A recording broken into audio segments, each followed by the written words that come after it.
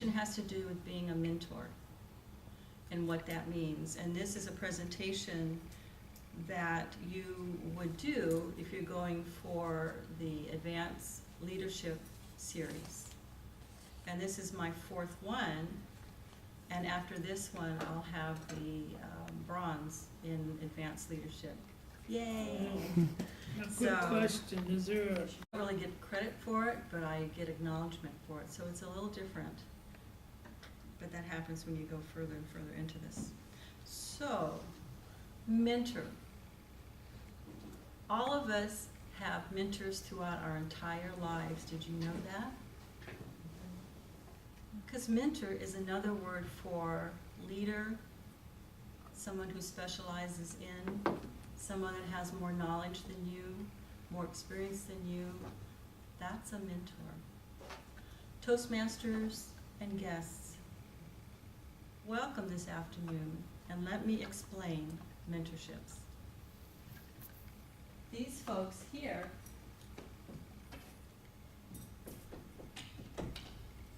had mentors.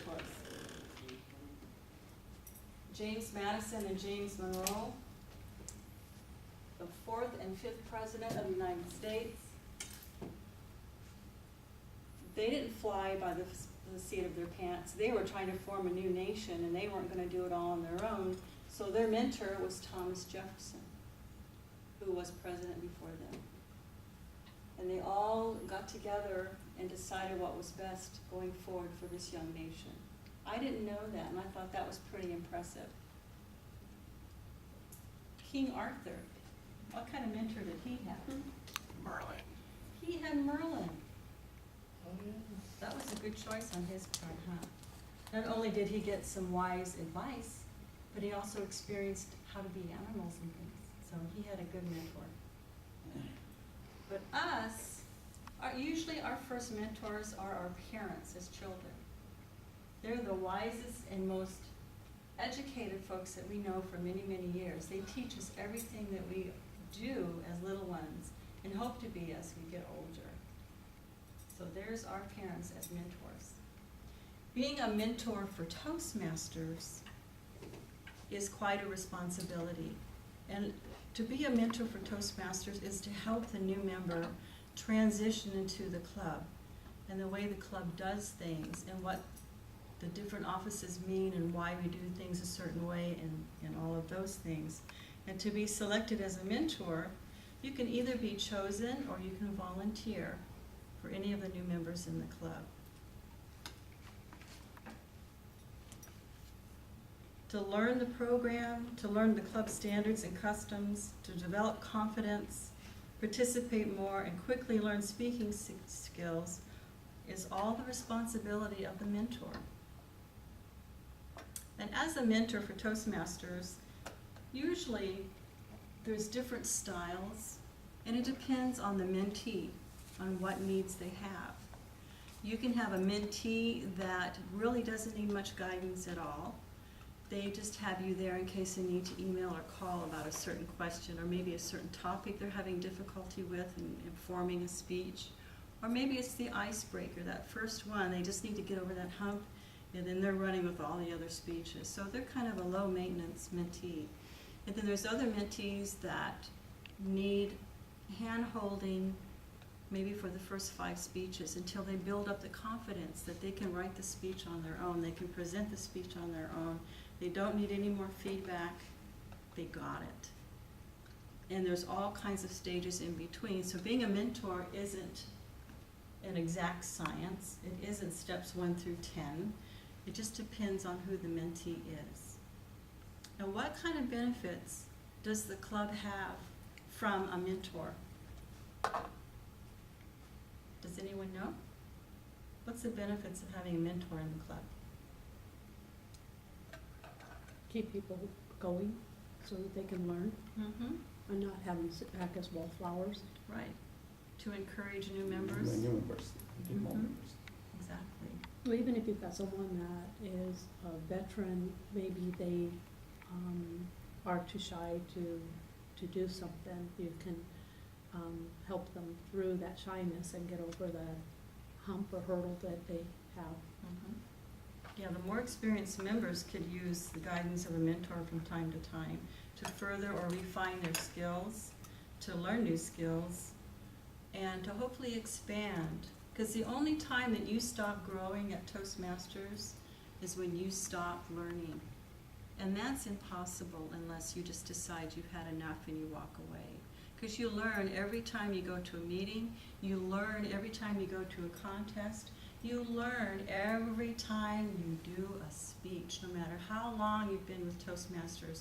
If it's your first speech, the icebreaker, or if it's your 100th speech, you still learn.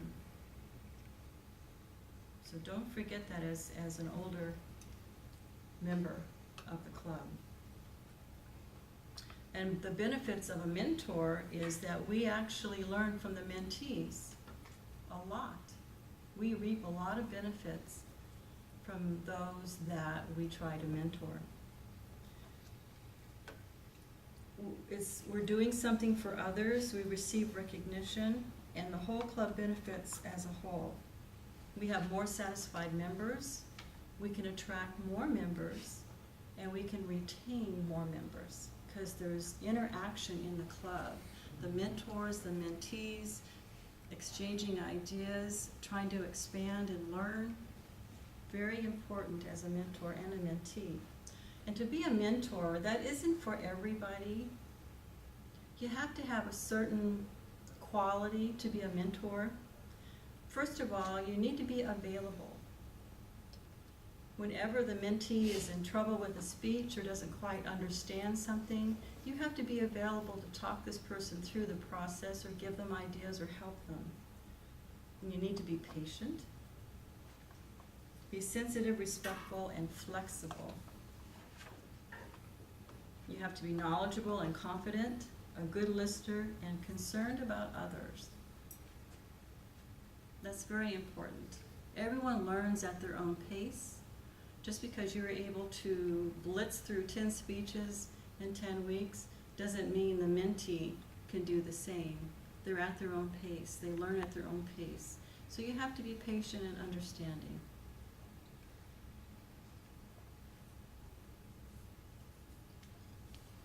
How many in here have been mentored at FTB at your job? So just about all of us.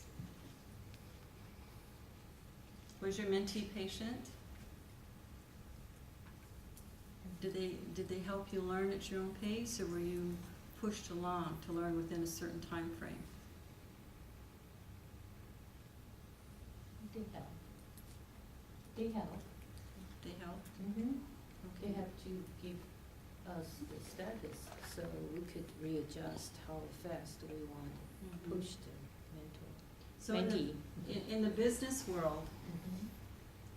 to have a mentor, you really do have a time constraint because they want you to be productive as soon as possible with the information that you're learning. So there is kind of a structured time frame. If it's 4 weeks, 6 weeks, 10 weeks, they want to see some production out of you because we're kind of a production-oriented business here.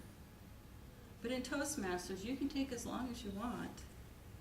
Even with the urging of a mentor as a mentee, it might take you 2 years to finish the first book, and that's okay, as long as you're learning and you're understanding and you're building your confidence, you're getting those speeches together and giving the best you can with each. That's okay. There really is no time constraint.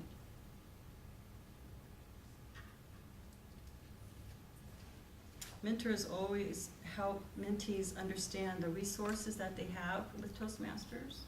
There's a library in Toastmasters, there's online services, there's the contests that you can go to and learn and see from others.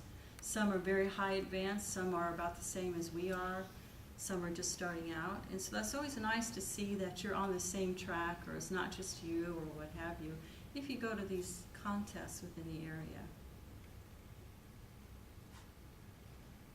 And as a mentor, you need to explain the responsibilities of the club, the different offices, and the assignments that we give each other every day, not every day, but every club meeting that we have. And also as a mentor, You need to acknowledge the progress of the mentee. Give them some encouragement. Let them know that they're on the right track. Let them know a particular thing that you liked about their last speech or their first speech, or some things that maybe they need to consider not doing again, to help them, because that's what you're there for. You're there to give them not only positive feedback, but also let them know what they can do to improve and to learn and do better.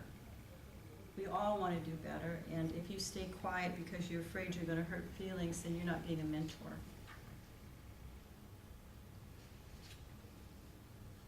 As a mentee, you have to have certain qualities as well. You have to be open to learning. You have to be open and receptive to feedback. You have to be open to new ideas. You need to be loyal and grateful. Your mentor is giving you their time and their expertise, so be grateful for that.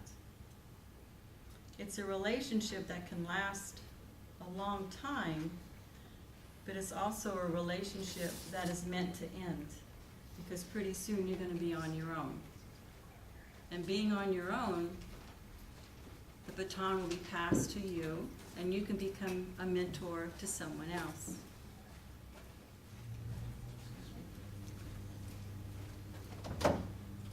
And that's what being a mentor is all about.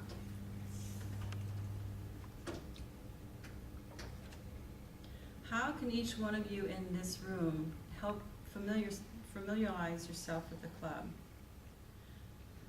Whom can you learn new speaking and leadership skills from? Who can be able to help you in this club to do better and to grow and to learn and get to the stage or the goal that you want to get to? Who can do that in this club but a mentor? So a mentor might be something that isn't talked a lot about in the club, but the mentor is in the club every meeting. If you don't have a mentor, make sure that you get one. If you have a mentor that is just not working out, you can get another one. Because sometimes it seems like a good match and it doesn't work out. That's okay, we're only human. But get a mentor that works for you, because that's what that's all about. Any questions about mentors or mentees?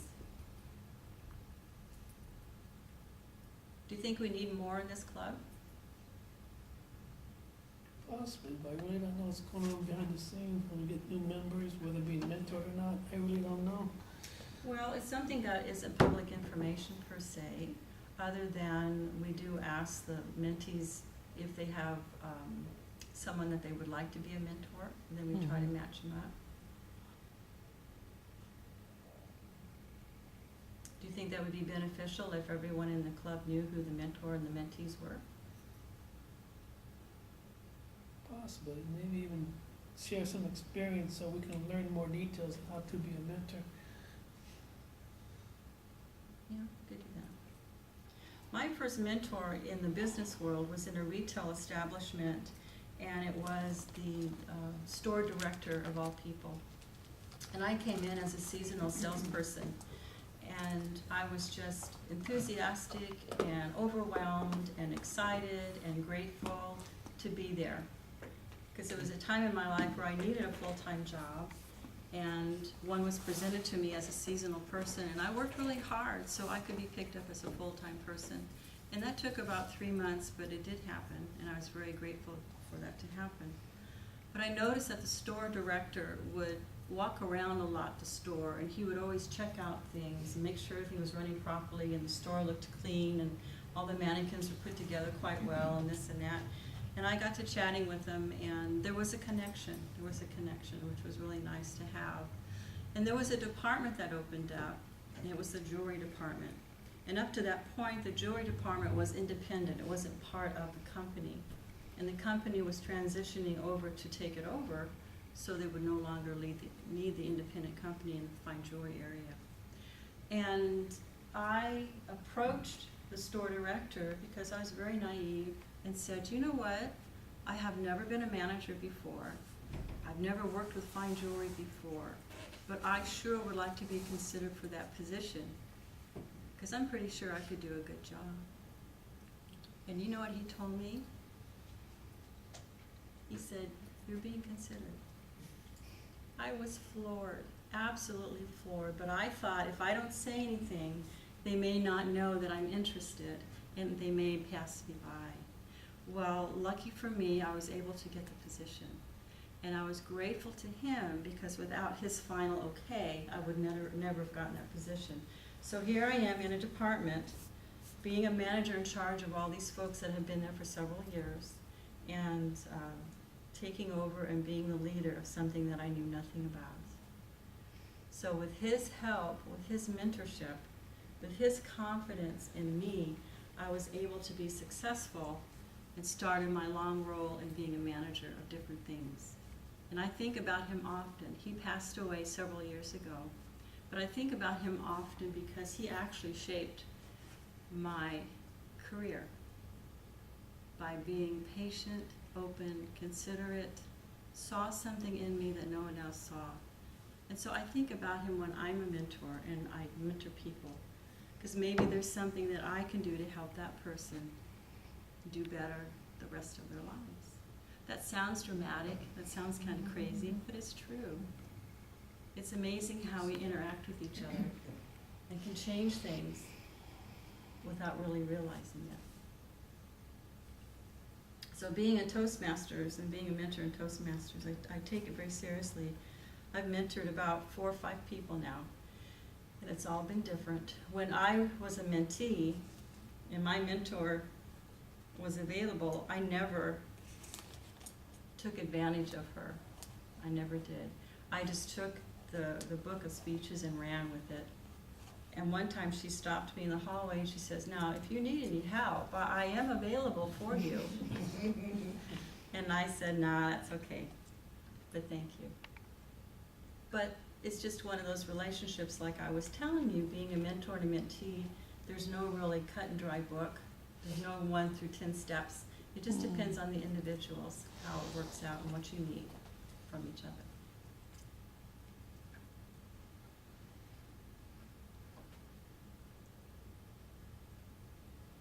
So is there any questions now? Who was your mentor? No, you have to say. What? Who was your mentor? Vera? Oh, Vera, yeah. Mm-hmm. She's my friend now. How's she doing? She's doing really well. She's looking forward to retirement. And how's her husband doing? He's hanging in there. She's going through a rough skin condition. Yes, he is. Well, you just had an hour-long presentation on mentors and mentees in a condensed, very short version. As you can see, it's another one of those modules that is very dry material. I tried to find some humor. I tried to find some long educational information, and I couldn't find any. It doesn't mean it's not out there, but I could not find any. So I tried to gloss it over with color pictures, with family pictures, kind of get the whole thing in there.